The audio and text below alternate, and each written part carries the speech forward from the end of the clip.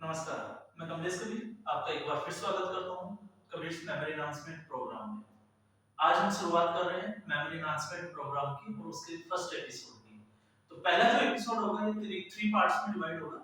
मतलब ये है कि इसके 3 एपिसोड बनेंगे और ये जो है ये बेसिक होगा। और बेसिक में इसलिए कह रहा हूँ क्योंकि सबसे पहले हमें जरूरत है इसको अंडरस्टैंड करने की कि हमारा ब्रेन क्या है, हमारी प्रॉब्लम्स क्या है, ये वर्क कैसे करता है, और उसके बाद में हम जाएंगे कि इसका यूटिलाइज या इंप्लीमेंट कैसे करना है। तो इस बेसिक फंडामेंटल का जो फर्स्ट पार्ट है उसमें हम बात करेंगे कि आखिर हमारे साथ में प्रॉब्लम्स क्या है। क्योंकि आपने देखा होगा जब भी हमारे रिजल्ट्स खराब आते हैं या जब हम स्कूल में जाते हैं, कॉलेज में जाते हैं, किसी भी इंस्टीट्यूशन में जाते हैं तो हमें मोटिवेट किया जाता है। और मोटिवेट करने का मतलब ये नहीं है कि कोई आपको आता है, उछल कूद करता है, जोश में आता है, जोर जोर से चिल्लाता है और लेक्चर देता है। इसका मतलब मोटिवेशन नहीं है। और ऐसा मैं इसलिए कह रहा हूं क्योंकि वो बातें जो है वो कुछ देर के लिए, 2 मिनट 4 मिनट के लिए जो है वो सुनने में बहुत अच्छी लगेगी आपको, लेकिन उसके बाद में आपकी लाइफ में कोई उसका जो है वो खास फर्क नहीं पड़ने वाला। और आपने देखा भी होगा यूट्यूब पे बहुत सारे चैनल्स होंगे जो बोलते हैं कि हम मोटिवेटर हैं, हम मोटिवेट करते हैं। वो जोर जोर से चिल्लाते हैं, ये कर देंगे, वो कर देंगे। आप मुझे एक चीज बताइए, उनके ऐसे करने से क्या आप आईएएस बन गए, आईपीएस बन गए या डॉक्टर बन गए? क्या आपकी लाइफ में कोई फर्क पड़ा? बहुत कम लोग होंगे जिनकी लाइफ में फर्क पड़ा होगा। तो आज हम जो है इसकी सच्चाई को ही समझेंगे। और ऐसा मैं इसलिए कह रहा हूं क्योंकि हमारा जो टॉपिक है वो वैसे बेसिकली जो है वो मेमोरी एनहांसमेंट प्रोग्राम पे हम जा रहे हैं, लेकिन ये मैं इसलिए उठा रहा हूं ये मुद्दा क्योंकि जब भी हमें कोई टीचर या कोई पेरेंट्स या जब भी हमें कोई ये बोलता है कि बेटा मन लगा के पढ़ो या ध्यान लगा के पढ़ना चाहिए, आप मुझे एक चीज बताइए खुद सोच के, क्या उनके कहने से कभी आपका मन लगा? या जब टीचर ने स्कूल में हमें बोला कि बेटा ध्यान लगा के पढ़ना, कंसंट्रेट करना पढ़ाई पे, लेकिन प्रॉब्लम इज बेसिकली दैट कि कंसंट्रेट करें कैसे। अब हाउ टू कंसंट्रेशन की जब हम बात करते हैं तो हमें पता ही नहीं कि कंसंट्रेट कैसे करें। तो हम उसी टॉपिक के ऊपर जो है वो थोड़ा सा डिस्कस करेंगे और उसके बाद में आज का जो टॉपिक होगा वो प्रॉब्लम्स को लेके होगा, कल पावर्स को लेके हम बात करेंगे और उसके बाद में उसको सॉल्व कैसे कर सकते हैं हम उस टॉपिक के ऊपर आएंगे। तो ये जो सीरीज है एपिसोड्स की मेमोरी एनहांसमेंट प्रोग्राम की, ये आपके लिए बहुत खास है और इसका हर एक एपिसोड जो है वो अपने आप में बहुत ज्यादा इंपॉर्टेंट है। तो ऐसा नहीं है कि हम एक एपिसोड छोड़ के अगले एपिसोड पे चले जाएंगे और फिर हम बहुत कुछ अच्छा कर सकते हैं, ये बिल्कुल भी नहीं है। तो सबसे पहले हम बेसिक की बात करते हैं। तो जब बेसिक की हम बात करते हैं तो बेसिक में आता है कि हम सब लोग जो है वो पढ़ते क्यों हैं। क्योंकि मेमोरी एनहांसमेंट का मतलब पढ़ना, मोटिवेशन का मतलब पढ़ना तो नहीं है, लेकिन इससे रिलेटेड एक चीज आपके साथ में जुड़ जाएगी और वो है क्योंकि हम सब लोगों को अपनी लाइफ में क्या चाहिए? सक्सेस। हम सब लोग किसके पीछे भागते हैं? सक्सेस के पीछे। हम डिप्रेस्ड होते हैं, हम डिमोटिवेट होते हैं तो मोटिवेटर्स के लेक्चर सुनना स्टार्ट करते हैं, अच्छी मूवी देखते हैं, अच्छी किताबें पढ़ते हैं, वो तमाम तरह के वर्क करते हैं, लेकिन उन सबका जो मोटिव है वो क्या है? सक्सेस। और जब हम सक्सेस की बात करते हैं तो सक्सेस की कोई सिंपल डेफिनेशन एक नहीं हो सकती, क्योंकि सक्सेस की डेफिनेशन हर पर्सन के साथ में जो है वो वेरी करती है, वो चेंज हो जाती है। कैसे हो जाती है? किसी को डॉक्टर बनना है तो डॉक्टर वो बन गया तो वो सक्सेस, वो उसके लिए टारगेट था डॉक्टर। किसी को गवर्नमेंट जॉब कोई भी हो सकती है, किसी का पैसा कमाना हो सकता है, किसी का बिजनेस हो सकता है, तो वो सारी चीजें हैं वो सक्सेस की डेफिनेशन को अलग अलग कर देती है। तो सक्सेस की जो डेफिनेशन में अगर हम देखें ओवरऑल, तो किसी भी पर्सन का फिजिकली, मेंटली, अगर कोई व्यक्ति जो है वो फिजिकली फिट रहता है, मेंटली स्ट्रांग है, उसके बाद में उसकी फैमिलियर जो है वो फैमिली कैसी है, तो फैमिलियर वो कैसा है, फिर फैमिली के बाद में वो बाहर निकलता है तो सोशली वो कैसा है, और सोशली के बाद में फिर उसका आता है, वो आता है स्पिरिचुअलिज्म। और ये जो है वो सारी चीजें, चाहे पैसा हो, चाहे कुछ भी हो, बिजनेस हो, तो ये सारे जो है वो सक्सेस के पार्ट होते हैं। लेकिन पढ़ने वाले बच्चों के लिए सक्सेस का मतलब है रिजल्ट। और रिजल्ट किसी बच्चे ने कैसा दिया इस पे डिपेंड करता है कि वो कितना सक्सेसफुल है। और जब हम रिजल्ट्स की बात करते हैं तो रिजल्ट्स का क्या मतलब हुआ? रिजल्ट्स का यहाँ पे मतलब हुआ मार्कशीट।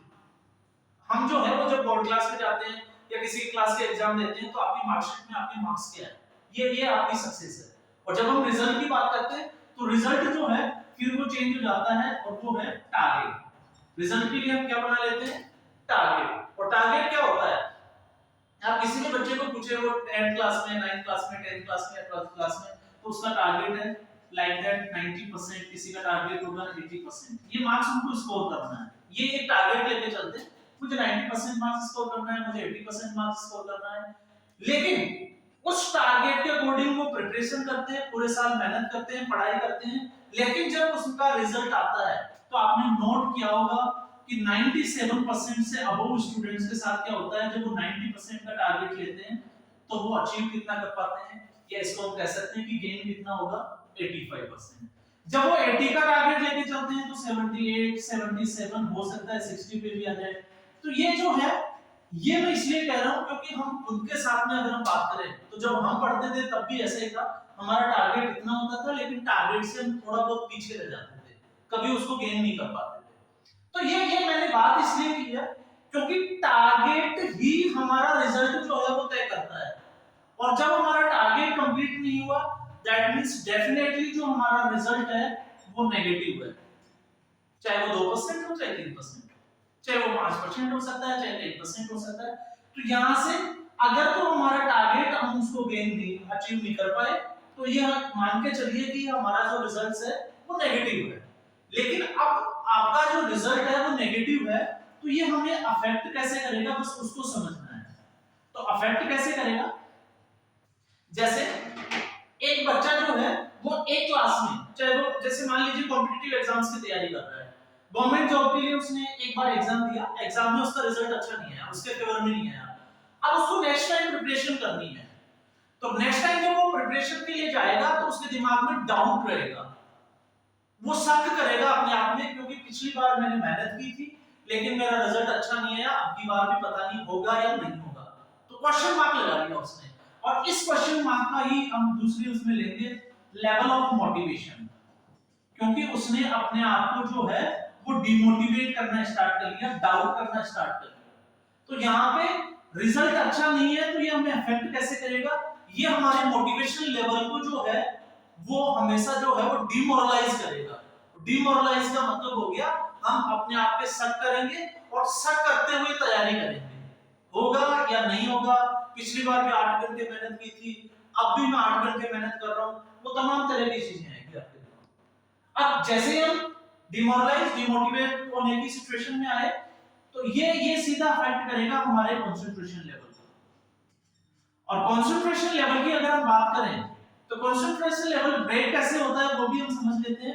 आप सबको पता होगा जब भी हम पढ़ने बैठते हैं 5 से 10 मिनट सब कुछ ठीक ठाक चलता है, आपने साइंस की बुक ली, चाहे मैथमेटिक्स की ली, चाहे एसएस की ली, आपने जैसे ही बुक ओपन की सब कुछ ठीक चल रहा है, और 5 से 10 मिनट के बाद में आपका ब्रेन जो है वो एक इमेजिनेशन का फोल्डर खोलता है और आपको दूसरी जगह डाइवर्ट कर देता है। आपका दिमाग और कहीं पहुंच जाता है, किसी रैली में पहुंच जाता है, किसी सेमिनार में पहुंच जाता है, किसी मूवी थिएटर में पहुंच जाता है, किसी शादी पार्टी में पहुंच जाता है, दोस्तों के साथ घूमने जाना है, वो तमाम तरह की चीजें हमारे दिमाग में आना शुरू हो जाती है। तो जब यही तो कंसंट्रेशन होता है, आप पढ़ रहे हो, आपने 1 घंटे 2 घंटे के लिए डिसीजन लिया कि मुझे पढ़ना है, लेकिन 5 से 10 मिनट के बाद में आपका ब्रेन और कहीं डाइवर्ट हो गया, ये आपका कंसंट्रेशन का ब्रेक होना होगा। और जैसे कंसंट्रेशन ब्रेक हुआ अब हम आ जाते हैं आगे स्टेप पे। तो ये कंसंट्रेशन करेगा क्या, ये इसका इफेक्ट होता है हमारे टाइम मैनेजमेंट को लेके। और टाइम मैनेजमेंट को लेके कैसे होगा वो भी हम समझ लेते हैं। जब भी हम पढ़ते हैं, आप भी जब पढ़ते थे, अगर आप पेरेंट्स हो, आप कॉम्पिटिटिव एग्जाम्स की तैयारी कर रहे हो, या अगर आप खुद स्टूडेंट है तो आप खुद देख सकते हो कि जब भी हम पढ़ते हैं तो पढ़ने के लिए हम टाइम टेबल बनाते हैं। और टाइम टेबल क्या कहता है, टाइम टेबल कहता है कि early in the morning, like मुझे 4 o'clock जो है वो मेरा वेकअप टाइम होगा, मुझे इतने बजे उठना है। और हम लोग 4 बजे उठ भी जाते हैं, लेकिन 4 बजे के साथ में हम कई बार तो हम ऐसा भी करते हैं कि उसको जो है वो पेपर पे नोट डाउन करके दीवार पे पेस्ट कर लेते हैं, या अपनी स्टडी टेबल जो है उस पे लगा लेते हैं कि हमें 4 बजे उठना है, 4 से 5 के बीच में इंग्लिश पढ़नी है, 5 से 6 के बीच में केमिस्ट्री पढ़नी है, फिर फिजिक्स पढ़नी है। ये हमारे टाइम टेबल का पार्ट होता है। लेकिन ऑनेस्टली अगर किसी से हम पूछें कि आप हम हमारे टाइम टेबल को कितने दिन फॉलो कर पाते हैं, तो मैक्सिमम ज्यादातर लोगों का जवाब आता है 2 दिन। आफ्टर 2 डेज हमारा जो टाइम टेबल है वो हम उससे थोड़ा सा हट जाते हैं, दूर हो जाते हैं। फिर 10 दिन के बाद में, 2 दिन के बाद में, 5 दिन के बाद में नया टाइम टेबल बनाते हैं, फिर उसको पेस्ट करते हैं, फिर फाड़ देते हैं, फिर बनाते हैं, फिर चल, और यही एक चलता रहता है हमारे साथ। लेकिन कभी हमने सोचने की कोशिश की कि हमारा जो टाइम टेबल है हम उसको फॉलो क्यों नहीं कर पाते? तो उसके पीछे का रीजन है कि जब हम टाइम टेबल हमने तैयार किया कि मुझे 1 घंटे के लिए इंग्लिश पढ़नी है या 1 घंटे के लिए हमने जो है फिजिक्स पढ़नी है, केमिस्ट्री पढ़नी है, तो हम 10 मिनट 5 से 10 मिनट से ज्यादा हम कंसंट्रेट कर ही नहीं पा रहे। तो हमने जो टारगेट जो सेट किया था कि 1 घंटे में मुझे एक चैप्टर पढ़ना है, उसको हम पढ़ ही नहीं पाते हैं। और उस सिचुएशन में अगर किसी टीचर ने बोला कि कल आपका फिजिक्स का टेस्ट है या परसों आपका केमिस्ट्री का टेस्ट है, तो फिर हम उस दिन जो है वो फिजिक्स ही पढ़ना स्टार्ट कर देते हैं। क्यों? क्योंकि हम जो है स्टडी प्रॉपर कर ही नहीं पाते और उस सिचुएशन में हमारा टाइम टेबल जो है एक्स्ट्रा टाइम देते ही वो ब्रेक हो जाता है, दूसरा सब्जेक्ट छूट जाता है और फिर हम जहां थे वहीं पहुंच जाते हैं। तो ये हो गया हमारा टाइम मैनेजमेंट। और जैसे ही टाइम मैनेजमेंट की बात करते हैं, टाइम मैनेजमेंट जब खराब होता है तो ये हमें अफेक्ट कैसे करता है? तो हमारा जो टाइम मैनेजमेंट है वो हमारी स्टडी हैबिट्स को खराब करता है। अब स्टडी हैबिट्स को कैसे खराब करता है वो भी हम समझ लेते हैं। जैसे मान लीजिए किसी को क्रिकेट मैच देखने की आदत है, उसका कईयों के स्पोर्ट्स जो है गेम होते हैं अपने अपने पसंदीदा, वो उनको देखना अच्छा लगता है। किसी को फुटबॉल, किसी को हॉकी, किसी को क्रिकेट, किसी का मूवी जो है वो फेवरेट हो सकता है, किसी का टीवी सीरियल हो सकता है।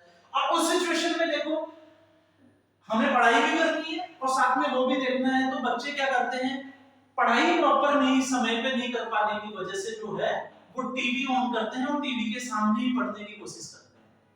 तो ना वो टीवी देख पाते ना वो पढ़ाई कर पाते, दोनों काम ही उनके अधूरे रह जाते हैं। या फिर हम इसको ऐसे समझ सकते हैं, किसी भी बच्चे का अगर हम इंटरनल स्ट्रेंथ की बात करें, स्टेमिना की मैं बात कर रहा हूं यहाँ पे, तो 2 घंटे 3 घंटे 4 घंटे की हमारी जो सीटिंग का जो है वो स्टेमिना और स्ट्रेंथ है, लेकिन अब जब हम पढ़ाई को टाइम मैनेजमेंट नहीं कर पा रहे, तय समय में तय काम को नहीं कर पा रहे, स्टडी नहीं कर पा रहे, तो हमें ओवर टाइम देने की जरूरत पड़ती है। और उस सिचुएशन में हम लोग क्या करते हैं, पहले हम स्टडी टेबल के पास चेयर पे बैठ के पढ़ते हैं, फिर उसके बाद में जब थकान आती है बॉडी पे तो हम बेड पे चले जाते हैं। फिर बेड पे बैठ के हम पढ़ने की कोशिश करते हैं, उसके बाद में थोड़ी देर बाद में हमने देखा कि हमने पैर जो है वो खोलना शुरू किए, फिर हमने यहाँ पे सपोर्ट लगाया, फिर कई बार हम लेट के पढ़ना स्टार्ट कर देते हैं, कुछ बच्चे दीवार के सारे पैर ऊपर करके पढ़ रहे हैं। तो ये जो है ये स्टडी हैबिट्स हो जाती है हमारी, और उन स्टडी हैबिट्स के साथ हम पढ़ते हैं, और पढ़ते हैं तो रिजल्ट कैसा आता है? और स्टडी हैबिट्स के लिए मैंने ऐसा इसलिए बोला है क्योंकि स्टडी हैबिट्स को समझने के लिए हमें थोड़ा सा अध्यात्म का सहारा लेना पड़ेगा, स्पिरिचुअलिज्म का। और स्पिरिचुअलिज्म का इसलिए ले रहा हूं, क्यों? क्योंकि जब हम देखा है हमने, हम हॉस्पिटल जाते हैं तो दुखी हो जाते हैं, हम किसी से मिलने जाते हैं हम दुखी होकर आते हैं, हम किसी भी टेंपल, गुरुद्वारे, चर्च वगैरह में जाते हैं तो वहां पे हम जो है वो स्पिरिचुअलिज्म को, या इसको हम कह सकते हैं कि हमारे अंदर श्रद्धा भाव आ जाता है। क्यों? हम लाइब्रेरी जाते हैं, पढ़ने की इच्छा होती है, क्यों होती है? कहीं भी हम किचन वगैरह में जाते हैं तो वहां हमारी खाने की इच्छा होती है, तो ऐसा क्यों होता है? तो ऐसा इसलिए होता है क्योंकि वहां का पावरफुल ऑरा जो है वो इसको काम को करने के लिए हमें मजबूर कर देता है। और ऑरा कैसे जनरेट होता है? ऑरा जो होता है वो अलग-अलग तरह का होता है, किसी का दिव्य ऑरा हो सकता है, किसी का व्हाइट भी हो सकता है, किसी का ब्लैक ऑरा भी हो सकता है। हम कहते हैं ना कि काले रंग का आदमी है। और ऑरा को हम ऐसे भी समझ सकते हैं कि भगवान के जब हम फोटो वगैरह देखते हैं तो उसकी जो फोटो होती है उसके पीछे एक चमकता हुआ सा स्टार की तरह या सन की तरह जो है वो हमें दिखाई देता है, लाइटनिंग जो होता है फेस। अब ये यहाँ पे मैं इसलिए लिया हूं क्योंकि ऑरा जनरेट होता है हम कितने समय के लिए और किन विचारों के साथ एक ही जगह पे बैठे रहते हैं, तो वहां का ऑरा वैसे ही जनरेट हो जाता है। तो जब हम पूरे दिन में जो है वो 7 से 8 घंटे बेड के ऊपर जो है वो सोने का काम करते हैं, तो बेड के ऊपर जो है वो स्लीपिंग ऑरा जनरेट हो जाता है। और जब हम उस ऑरा के प्रभाव में जाते हैं, बेड पे बैठ के पढ़ना स्टार्ट करते हैं, तो 10-20 मिनट के बाद में वो ऑरा जो है वो अफेक्टिव ऑरा जो है अपना प्रभाव हमारे ऊपर छोड़ना स्टार्ट करता है, और धीरे-धीरे जो है हमें नींद आना शुरू हो जाती है। जैसे किचन में जाते हैं तो वहां खाने का ऑरा होता है, पेट भरा हुआ होता है, लेकिन फिर भी किसी चीज को टेस्ट करने की इच्छा हो जाती है, ये खाने का ऑरा होता है। तो वो ऑरा अपना प्रभाव छोड़ता है और वो हमें अपने प्रभाव में ले लेता है। तो ये स्टडी हैबिट्स होती है। और जब हम खराब स्टडी हैबिट्स के साथ में, ऐसी आदतों के साथ में जब हम पढ़ते हैं तो फिर हमारा रिजल्ट अच्छा नहीं आता, और रिजल्ट नहीं आता तो फिर हम ब्लेम करते हैं कि हमारा जो दिमाग है वो थोड़ा और लोगों से और स्टूडेंट से कमजोर है। तो हमने दोष किसको दिया? ब्रेन को। या इसको हम ऐसे भी कह सकते हैं कि हमने सीधा सीधा टारगेट कर लिया मेमोरी लेवल को। टीचर बोलता है आपका बच्चा जो है वो थोड़ा सा कमजोर है, पढ़ाई में वीक है, आपको ट्यूशन लगाना चाहिए, ये मैथमेटिक्स में कमजोर है, ये इंग्लिश में कमजोर है। जो पढ़ते हैं वो हमें याद नहीं होती, और जब याद नहीं होती तो फिर हम यहाँ पहुंच और जब इस सिचुएशन में जो चीजें हम पढ़ते हैं वो हमें याद नहीं होती, क्योंकि हमारी पढ़ाई की तो आदतें वैसे ही खराब है, फिर हम जाते हैं एग्जाम के लिए। अब हम एग्जाम के ऊपर डिस्कस करते हैं थोड़ा सा। आपने देखा होगा जब भी परमिशन लेटर आता है किसी बच्चे का, हमें पता चला कि 10 दिन के बाद में या 15 दिन के बाद में जो है हमारी एग्जाम होने वाली है, तो एग्जाम से ठीक पहले जो है आप देखिएगा एग्जाम इस सिचुएशन में अगर हम हैं, जो पढ़ा वो हमें याद नहीं है, तो ये एग्जाम जो है वो स्ट्रेस में कन्वर्ट हो जाता है, या इसको हम फोबिया भी कह सकते हैं। और स्ट्रेस का पता लगाना है किसी बच्चे का स्ट्रेस कितना है, तो उसको हम ऐसे भी समझ सकते हैं कि ऐसे बच्चे ज्यादातर क्या करते हैं, जैसे उनको पता चलता है कि 20 दिन हमारे एग्जाम के रह रहे हैं, वो सुबह 4 बजे 5 बजे उठते हैं, नहाते हैं, फ्रेश होते हैं और नहा धो के जो है वो सीधा गुरुद्वारे, मंदिर और चर्च पहुंच जाते हैं पूजा करने के लिए। पूरे साल उनको कोई मतलब नहीं है कि भगवान क्या चीज होती है, लेकिन लास्ट के 15 से 20 दिन जो है वो उनका भक्ति भाव इतना जागता है कि वो सीधा सुबह वहां पहुंच जाते हैं, और उनको वहां पे कौन लेके जाता है, उनको लेके जाता है उनका स्ट्रेस। अगर स्ट्रेस नहीं होगा तो वो वहां नहीं जाएंगे, और जाएंगे तो 2 मिनट में वापस लौट के आ जाएंगे। लेकिन जब वो वहां जाएंगे गुरुद्वारे में, मंदिर में, जब भी माथा टेकेंगे फिर वो ऑफर देंगे, हे बाबा जी मुझे पास करा देना, मैं 500 रुपए चढ़ाऊंगा, मैं पैदल जाऊंगा यात्रा करने के लिए। इसके अलावा और भी हो सकता है, मैं जैसे कई बोलते हैं कि मैं मुंडन करवा लूंगा, कोई बोलेगा कि मैं सबको जो है वो प्रसाद खिलाऊंगा। तो ये तमाम तरह के जो है वो भगवान को ऑफर देना स्टार्ट कर देते हैं। और ऑफर क्यों दे रहे हैं? क्योंकि उनको पता है कि ये मेरी कमजोरी है, और उनको लगता है कि वो शायद हमारा ठीक कर देंगे, लेकिन वो ठीक नहीं कर सकते। क्यों? क्योंकि उन्होंने ट्रिग्नोमेट्री में भी हो सकता है हमारे बाबा जी ने पढ़ी ही ना हो, तो वो कैसे पास करा सकते हैं। और कुछ बच्चों को तो हैरानी होती है कि जब एग्जाम होती है उससे पहले जो है वो अपने पैन की पूजा करके जाते हैं। हाँ ठीक है, आस्था है, अपनी अपनी जगह है, लेकिन पूजा करने से तो पेपर ठीक नहीं होगा ना, क्योंकि पेपर ठीक होगा अगर हमें कुछ उस सब्जेक्ट से आता है तो। क्योंकि लिखने का काम हाथ का है, लेकिन उसको डायरेक्शन कौन देगा? ब्रेन। तो जब ब्रेन में उस सब्जेक्ट से रिलेटेड कुछ होगा तो फिर वो चीजें होगी, नहीं तो फिर ये हमारा एग्जाम जो है वो स्ट्रेस में रहेगा, और स्ट्रेस के साथ हम एग्जाम देंगे तो रिजल्ट हमारा कैसा आएगा? नेगेटिव। फिर रिजल्ट नेगेटिव आएगा, फिर डिमोटिवेशन, डिमोरलाइज की सिचुएशन आएगी, फिर हमारा कंसंट्रेशन ब्रेक होगा, फिर टाइम मैनेजमेंट खराब होगा, फिर स्टडी हैबिट्स लगातार खराब होती चली जाएगी, और धीरे-धीरे जो है वो पढ़ाई से दूर भागना स्टार्ट हो जाएंगे। कहते हैं ना पढ़ाई मेरे बस की नहीं है, फिर घर वाले भी बोलते हैं काम धंधा देख लो, बहुत हो गया आपका। और ऐसा क्यों हुआ? क्योंकि हमारी लाइफ को जो है इस नेगेटिव साइकिल ने जड़ कर लिया होता है तब तक। और ये मैं ऐसे ही नहीं कर रहा, हो सकता है आज तक आपको ऐसी चीजें बताने वाला कोई जो है वो मोटिवेटर या कोई लेक्चरर जो है वो ऐसी चीजें नहीं बताना होगा, लेकिन ये सच्चाई है। ये मैंने इसलिए बोला है क्योंकि जैसे जैसे हमारी एज बढ़ती है, जैसे जैसे हम अपर क्लास में जाते हैं, हमने देखा है कि हमारी मार्कशीट में जो है वो मार्क्स लगातार कम होते चले जाते हैं। और कम क्यों हुए? 8th क्लास में हमने 90 का टारगेट लिया, 85 मिले, तो इस 85 को हमने 10th के लिए जो है वो टारगेट बना लिया। फिर हमने 85 की तैयारी की, 80 मिले, 80 12th क्लास के लिए हमारा स्कोर करना जो है वो टारगेट कर दिया, लेकिन हम उसको पूरा नहीं कर पा रहे। क्यों नहीं कर पा रहे? क्योंकि नेगेटिव साइकिल है। और यही वजह है कि धीरे-धीरे बड़े होते होते एक सिचुएशन ऐसी आती है कि हम लोग जो है वो पढ़ाई से बिल्कुल कट हो जाते हैं। और ये मैं ऐसा इसलिए कह रहा हूं क्योंकि हम जब छोटे बच्चे को ये पूछ लेते हैं कि बेटा आपको बड़ा होकर क्या बनना है, तो उसका जवाब मिलता है मुझे प्रधानमंत्री बनना है या मुझे राष्ट्रपति बनना है। लेकिन वही बच्चा जब 5th से 6th क्लास तक आ जाता है, जब उसको थोड़ी सी समझ आ जाती है, तो आप उसको भी, अब हम ये पूछते हैं कि बेटा क्या बनोगे, तो अब उसको पता है कि मैं प्रधानमंत्री राष्ट्रपति तो नहीं, आईएएस आईपीएस बनूंगा। तो थोड़ा सा कम कर दिया ना उसने। फिर उसके बाद में जब वो 10th तक आता है तो उसको और समझ में आती है। क्यों? क्योंकि ये साइकिल उसको पकड़ता है धीरे धीरे। अब आप उसको पूछो तो अगर उसका किसी का मेडिकल सब्जेक्ट में इंटरेस्ट होगा तो वो बोलेगा मुझे डॉक्टर बनना है, और नॉन मेडिकल में होगा तो मुझे इंजीनियर बनना है। अब ये जो सपना है आईएएस आईपीएस से भी कम हो गया, कहां पे आ गया? डॉक्टर और इंजीनियर पे। अब 12th में जब उसका स्कोर इसके अकॉर्डिंग आता है, अब आप उसको पूछो अब आपका क्या टारगेट है, क्या बनना चाहते हो, तो फिर आ जाता है सरकारी नौकरी। मुझे क्या चाहिए? गवर्नमेंट जॉब चाहिए। अब गवर्नमेंट जॉब के लिए वो ग्रेजुएशन की तैयारी करता है, कॉम्पिटिटिव एग्जाम्स की तैयारी करता है, और इस नेगेटिव रिजल्ट की वजह से 3 या 4 साल जब उसके निकलते हैं तो फिर उसके बाद उसको पूछो कि बेटा अब क्या करना है आपने, तो वो बोलेगा कि अब मुझे कोई भी जॉब मिल जाए प्राइवेट सेक्टर में। क्यों? क्योंकि अब वो गवर्नमेंट जॉब से भी निकल गया। और ज्यादातर ऐसे ही चलता है।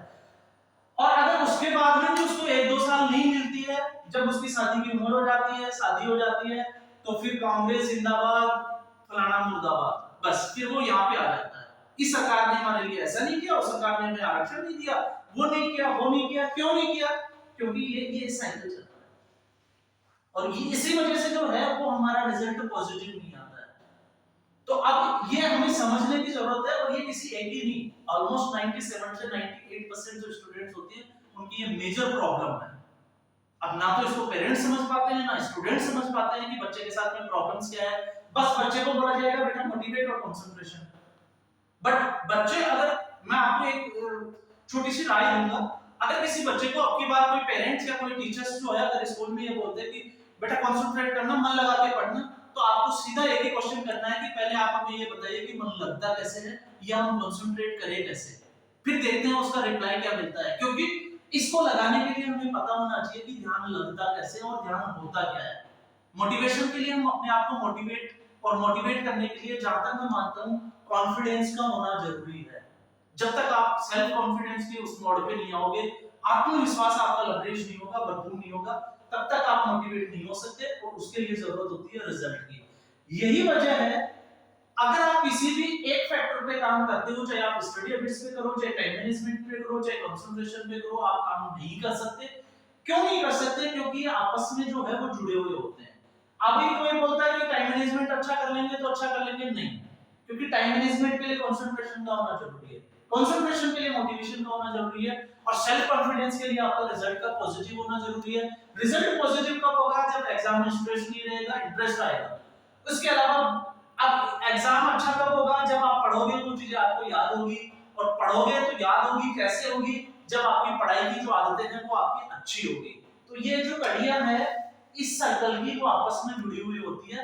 और अगर हमें पॉजिटिव रिजल्ट चाहिए, जिसकी मैं बात कर रहा हूं, ये प्रोग्राम, ये सीरीज मैंने स्टार्ट की है, तो फिर हमें इस नेगेटिव सर्कल को जो है वो ब्रेक करना पड़ेगा, और इसको किस तरफ लेके जाना पड़ेगा?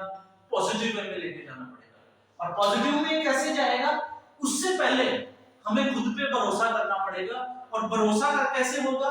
भरोसा होगा जब हम, हमारी जो मशीन है, क्योंकि पढ़ने का काम है ह्यूमन ब्रेन का, मेमोरी का, उसको हमें समझना पड़ेगा कि हमारा ब्रेन कितनी पावर्स को होल्ड करता है और ये वर्क कैसे करता है। तो ये जो पार्ट होगा, ये नेक्स्ट एपिसोड जो है मैं इसी पे बनाऊंगा, कि हम अपने आप पे भरोसा क्यों करें और कितना करें, ये हमारे लिए इंपॉर्टेंट हो जाएगा। तो आज के एपिसोड में थी, हमने बात की प्रॉब्लम्स की, हमारे रिजल्ट्स अच्छे क्यों नहीं आते। नेक्स्ट एपिसोड में हम बात करेंगे इसका पावर्स का, फिर उसके बाद में हम बात करेंगे इसका सॉल्यूशन पे हम कैसे जा सकते हैं। तो फ्रेंड्स, आज के एपिसोड में बस इतना ही। साथ में मैं आपको बोलूंगा कि आपको अगर ये एपिसोड अच्छा लगता है, आपको लगता है कि जानकारी ठीक है और ऐसा ही होता है, और जो लोग इन चीजों को लेकर गुमराह रहते हैं, तो आप जो है ऐसे लोगों को ये एपिसोड जो है वो ज्यादा से ज्यादा शेयर करें। Happy learning. Thank you.